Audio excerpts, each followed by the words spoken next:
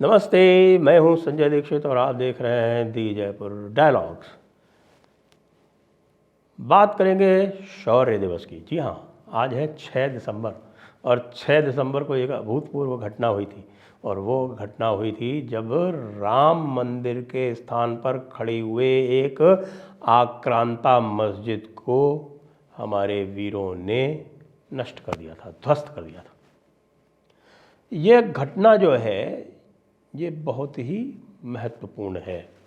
और आज मैं देख रहा था एक थ्रेड पंकज सक्सेना जी का, तो मैं उसकी चर्चा करूंगा आपसे कि यह घटना इसलिए महत्वपूर्ण है कि विश्व के पूरे इतिहास में, जी हाँ पूरे इतिहास में, ये पहली घटना है जिसमें ये जो अब्राहमी सभ्यता वाले हैं, अब्राहमी सभ्यता ने सारी सभ्यताओं को नष्ट किया जहाँ जहाँ वो पहुँचे।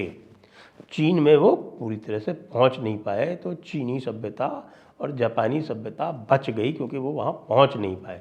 लेकिन जहाँ जहाँ भी इस्लामी या क्रिस्तानी पहुँचे हैं, वहाँ की सभ्यता को उन्होंने पूरी तरह से नष्ट किया है, वहाँ के मंदिरों को नष्ट किया है, वहाँ के पूजा पद्धतियों को नष्ट किया है। राम मंदिर इस पूरी प्रक्रिया को उलटता है। यह पहली घटना है विश्व के इतिहास में जब किसी गैर अब्राहमी धर्म ने अपने धार्मिक स्थान को इनसे वापस लिया। आप समझ रहे हैं ना, ये कितनी बड़ी घटना है। धर्म और अधर्म का संग्राम होता है, हम लगातार बात करते रहते हैं।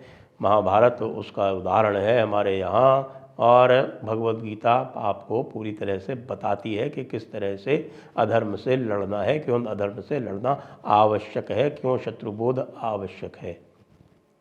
ये शत्रुबोध मुझे लगता है कि इसकी कमी के कारण ही हमें पराभव देखना पड़ा एक लंबे समय तक। लेकिन अब चेतना का पुनर्जागरण हो चुका है, और चेतना के पुनर्जागरण का सबसे बड़ा प्रतीक राम मंदिर है। और जब राम मंदिर का उद्घाटन हो जाएगा, रामलला अपने गर्भगृह में विराज जाएंगे, तब हम ये कह सकेंगे कि भाई अब जो धर्म से अधर्म की ओर जो धारा चल रही थी उसका अब एक रिवर्सल हो गया है, और उसके अब उल्टी धारा हो गई है, और अब हम अधर्म से धर्म की ओर चलने का आरंभ कर रहे हैं। ये भारत में ही सबसे अधिक आपको दिख रहा है। पूरे विश्व में आप देख रहे हैं कि किस प्रकार से जो ये अब्राहमी डॉगमा जिसको हम बोलते हैं, डॉगमा का मतलब होता है अंधविश्वास। जी हाँ, अंधविश्वास ये बताते हैं हमारी परंपराओं को, लेकिन हमारी परंपराएं जो हैं वो सारी की सारी प्रकृति से ली हुई हैं, और इनकी जो अंधविश्वास हैं वो पूरे के पूरे काल्पनिक तथ्यों पर आधारित हैं, जिसमें जो किताब में लिख दिया और जो उनके प्रॉफिट ने कह दिया वही सही है। और आजकल जब से ऐसा हुआ है कि जब से तथाकथित तार्किक प्रणालियाँ ऊपर आ गई हैं, तब से इसी का एक प्रस्फुटन हो रहा है आपके लेफ्टिस्ट फिलॉसफीज़ में, क्योंकि वो भी किसी भी अब्राहमी मज़हब से कम नहीं है। वहाँ भी एक प्रॉफिट है मार्क्स नाम का, वहाँ भी किताब है।